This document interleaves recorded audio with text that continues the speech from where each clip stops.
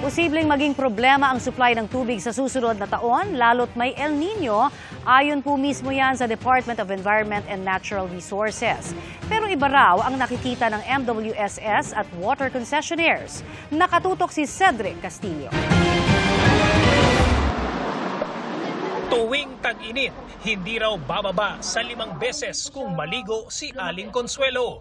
Pero ngayong malamig ang simoy ng hangin.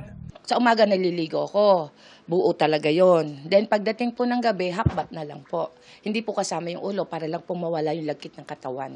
Yung malaking batya ko po, sinasahod ko. Then yung tubig ng batya, ilalagay ko po sa mga galon-galon na mineral water para pambuhos ko ng CR. Sayang din po yun eh.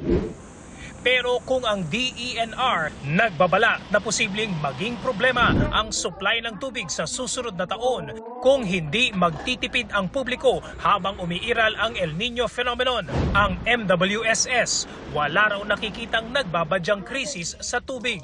Isang taon po natin itong pinaghahandaan at nakapag-ipon po tayo this year at umabot pa nga ng above our target elevation na 212 meters. So meaning, magiging kampante tayo by this onset ng El Nino. Sa ngayon, nasa 214 meters ang taas ng tubig sa Angat Reservoir ayon sa MWSS. Base sa projection ng Angat Technical Working Group ay bababa sa normal operating level na 180 meters ang tubig sa Angat sa kasagsagan ng El Nino. Inaasahan naman daw na aakyat ito ulit pagpasok ng Hunyo, base na rin sa forecast ng Pag-asa. Pero Pag-asa na rin ang nagsabi, yan ay kung hindi mapapahaba ang El Nino.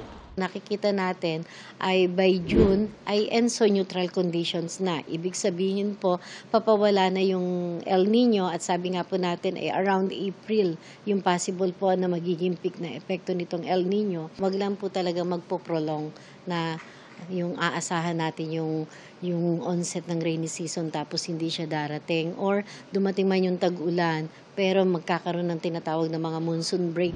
Taong 2019 nang magkaroon ng krisis sa tubig matapos sumadsad ang level ng tubig sa Angat Reservoir. Kinailangan noong magbawas ng supply mula sa Angat Dam kaya apektado ang tulo ng tubig sa mga kabahayan.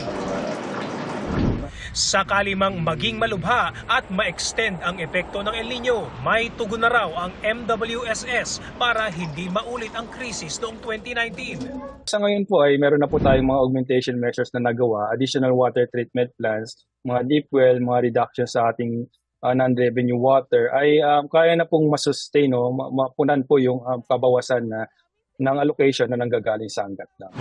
Sinegundahan naman ng water concessionaires ang MWSS. Nakahanda na raw ang mga pasilidad na pwedeng pagkunan ng dagdag na supply ng tubig.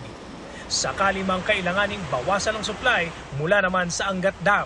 Last week, nag-inaugurate kami ng pangatlong planta namin sa Laguna Lake, yung Poblacion Water Treatment Plant, kung saan yung first 50 million liters per day or 50 MLD ay available na ngayong month ng December and magpo-full swing ito to 150 MLD by first quarter ng 2024. We've also intensified yung mga leak repair activities natin so that yung ating non-revenue water o yung system losses na tinatawag mananatili at 13 to 14%. Para sa GMA Integrated News, Cedric Castillo, nakatutok, 24 oras.